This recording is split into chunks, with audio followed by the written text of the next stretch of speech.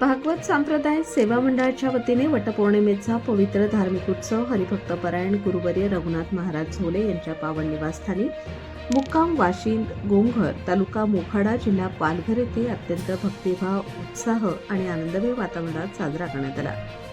वटपौर्णिमेनिमित्त आयोजित या कार्यक्रमास वारकरी महिला युवक तसेच भाविकांनी मोठ्या संख्येने उपस्थित राहून हरिनामाचा अखंड गजर केला।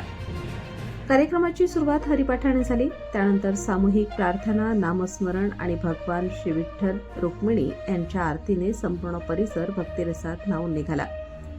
यावेळी उपस्थितांनी धार्मिक परंपरा जपत समाजात एकात्मता, सद्भावना आणि आध्यात्मिक संस्कार रुजवण्याचा संदेश दिला।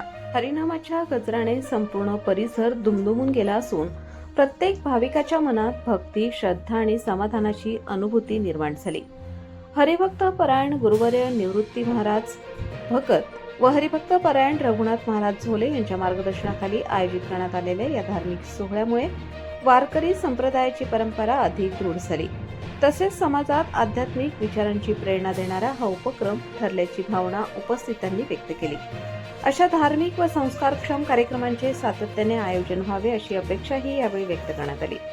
कार्यक्रमाची सांगता सर्वांनी एकत्रित हरिपाठ, आरती आणि श्री विठ्ठलाच्या जयघोषाने मंगलमय वातावरणात झाली। संपूर्ण कार्यक्रम शिस्तबद्ध, भक्तिमय आणि उत्साहपूर्ण वातावरणात यशस्वीरित्या पार पडला।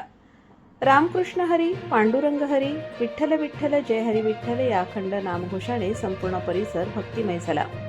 प्रतिनिधी प्रवीण कदम, प्रबंधभूमी न्यूज, गोमघर।